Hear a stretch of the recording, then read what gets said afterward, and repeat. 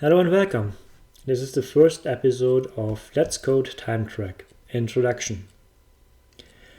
In this video I will cover what's the Let's Code, what's TimeTrack and what tooling is. What's the Let's Code? It's just like a Let's Play video on YouTube, just instead of playing a game, I design and code an application. An open source application.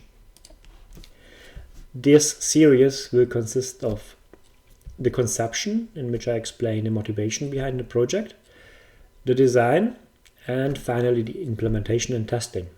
The code is published on GitHub, and you can find the location in the footer of the slides. So what's TimeTrack? I have been using KTimeTracker for some time. This is an application that is bundled with the KDE desktop. It's a nice application, but it has a set of usability issues, some of which just doesn't match my workflow, some of which are just messy choices. TimeTrack aspires to be a new application that avoids the existing issues with careful design.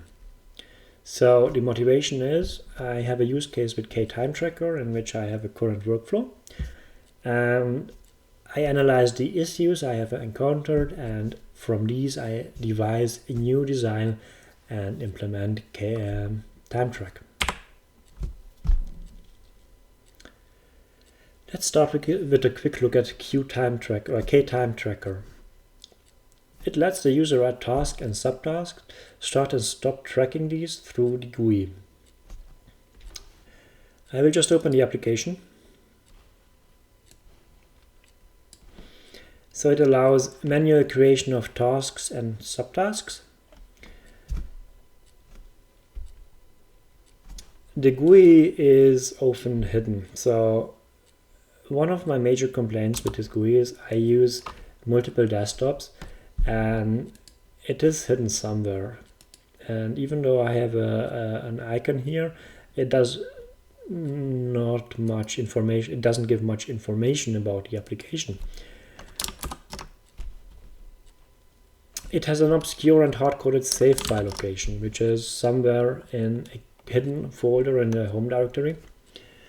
Now, I did try to hard link this file with a file in my backup repository, and it killed the link. So I just guess it deleted the file and recreated it at some point and broke the linking. And the problem is really there is no possible way to configure this file within the application, so the launcher will always launch the wrong save file. I can open the correct save file by directly clicking on it, which will open a different file. But I'm also confused a lot because I just click on this one, I say, oh, it's the wrong one, and then I open the correct one. Another problem with it is it has a toolbar icon or a systray icon, but I can open multiple instances, and I really can open multiple instances. When I hide these instances, they still remain there. And even worse is that I can open multiple instances on the same file. Now, I don't know who came up with this, but it's definitely a very good way to corrupt data, which I experienced a few times. This is definitely something I want to fix in TimeTrack.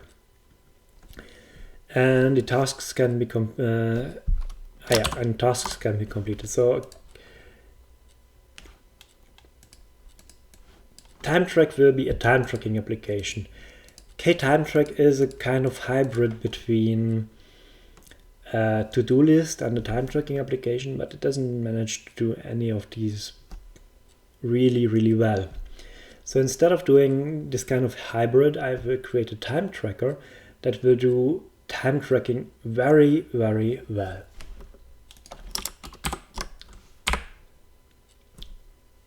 So before I go into how I will accomplish this, let's go into my normal workflow with KTimeTracker.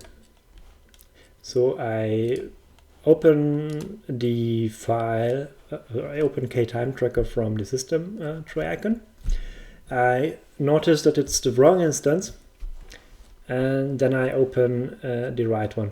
Now, I normally deactivate the system tray icon because it just makes a mess of things, as you can see. So then I open the right one, then I create a week entry, a day entry, and then I start tracking these. And I will also add a new item, which is I will separate the week entries into projects, which I don't do so far, but I intend to do with TimeTrack. So I mentioned it has an obscure and hard to configure this data file. It has manual time selection. It's a time tracker application. It should really excel at tracking times. I want to create tags for projects, and I want to quickly switch between them, and the rest should be done by the application, not by me. So I don't want to have this user interface. I just want to have a simple list that shows that allows me to edit and select projects, set them active or passive, so current projects that are in the hot list, and then track the time for them. And really, this is horrible. I want the time tracker to be visible, and not on one desktop like here, where I have it somewhere on a desktop and have to search for it. But I want to have it in the sys tray all the time, and I want to see the current tracking so I don't forget tracking the time, which I often do with KTimeTracker. I don't want it to be a to-do app. I want to be a time tracker. I want to have a quick accessibility to it. So when I select a project, I don't want to open a GUI and then start tracking and then stop tracking, but I want to simply click on the sys tray icon, and it should start and stop the tracking, and it should display the current status.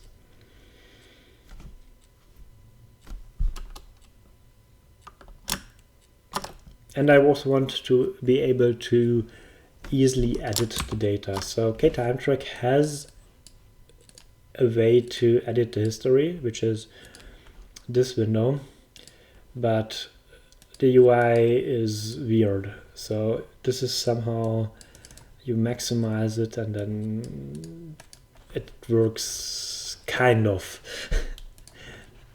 I want to work it better than this. And especially I want to be able to edit the data files from an external source. So I'll also be able to communicate with our programs.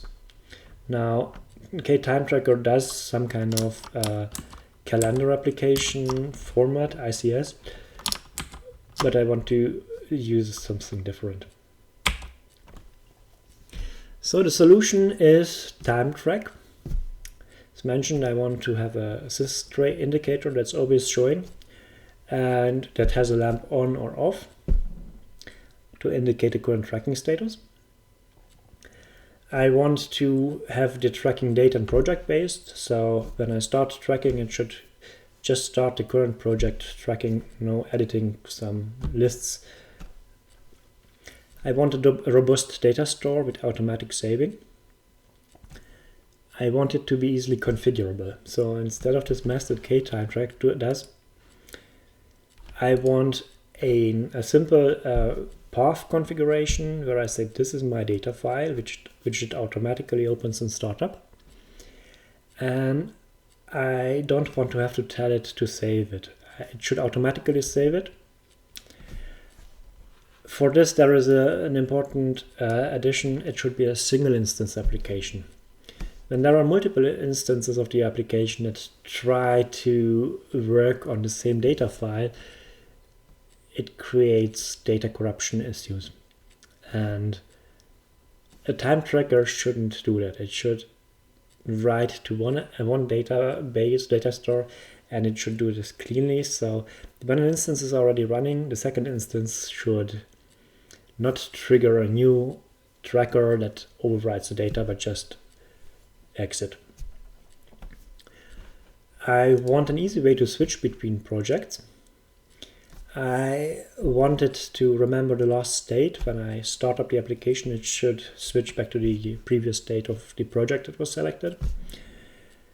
And I want a few nice evaluation charts. So one of the things I really liked about KTimeTracker was that it had these summary times for a session of all the sub entries.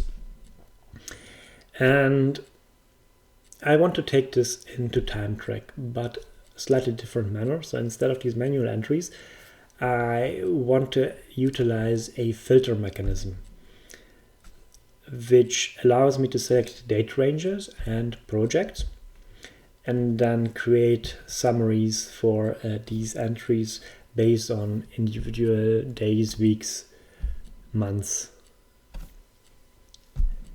I also want to have a punch card.